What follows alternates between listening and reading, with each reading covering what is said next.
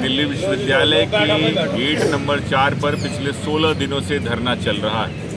16 सोमवार में शायद शिव जी मान जाते हैं, लेकिन अभी तक योगेश जी नहीं माने। और योगेश जी के जो बनाए नियम हैं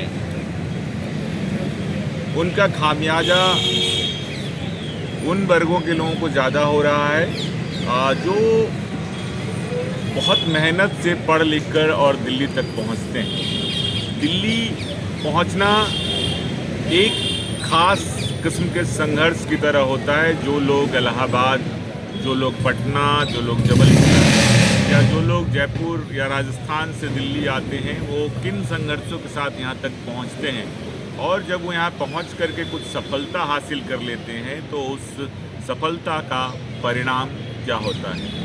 क्या परिणाम ये धरना होना चाहिए या उनको उनके अपने हक और उनको अधिकार मिलने चाहिए। क्या 50%, 55% दिल्ली विश्वविद्यालय के लिए अकेले एक बाध्यता बना हुआ है, या देश भर की यूनिवर्सिटीज़ के लिए।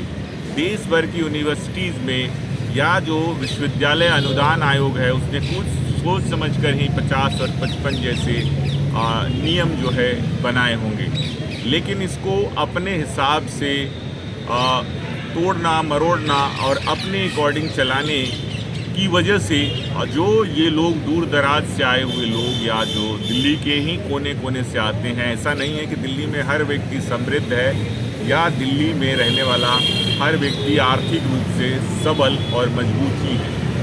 पहले तो डीबार करना मतलब जो है इंटरव्यू प्रोसेस में लोगों को पहले ही रोक दीजिए, तो आप आवेदन शुल्क मत लीजिए। दूसरा कि आवेदन शुल्क अगर लेते हैं तो आप उनको साक्षात्कार में आने और बैठने का मौका दीजिए। और ये सारी चीज़ें तब होंगी जब ये जो मांगे हैं, खास करके 40-20 की बैरिकेटिंग जैसी और शिक्षण अनुभव, मौलिक अधिकारों की बात करें तो ये सब मिल करके और एक डिमांड रेज करते हैं। और दिल्ली विश्वविद्यालय प्रशासन को इस बारे में सोचना चाहिए। दिल्ली विश्वविद्यालय प्रशासन को इस बारे में पुनर्विचार करने चाहिए। कोई भी नियम जो होते हैं वो जब मास को फ़ायदा पहुंचाते हैं तभी वो नियम जो हैं हितकारी होते हैं।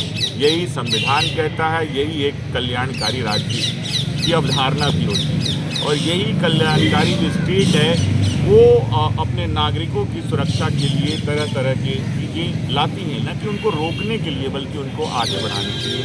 ये 16वां दिन चल रहा है धरने का और प्रशासन की तरफ से अभी भी कोई बातचीत नहीं हुई है। हालांकि तरह तरह के दबाव जरूर जो है इन अतिथि शिक्षकों पर आ रहे हैं। अब देखना होगा कि कल AC मेंबर्स की मीटिंग है, दिल्ली विश्वविद्यालय के अकादमिक परिषद की मीटिंग है, और उसमें ज़्यादातर सदस्य जो है इस मुद्दे से वाकिफ़ हैं। कल क्या वो इस मुद्दे को 0 आवर शो में उठा करके इन धरना देने वाले लोगों का समर्थन करेंगे, या मौन या खामोश रह करके वो लौट आएंगे और फिर सिर्फ ये नारा जिसको वो समर्थन दे रहे हैं लगातार सिर्फ नारेबाजी बनकर रह जाएगी। ये देखना होगा। तो हमें इंतज़ार करना होगा कल के AC मेंबर्स के रुख का कि वो 0 आवर शो में क्या करें। धन्यवाद, नमस्कार।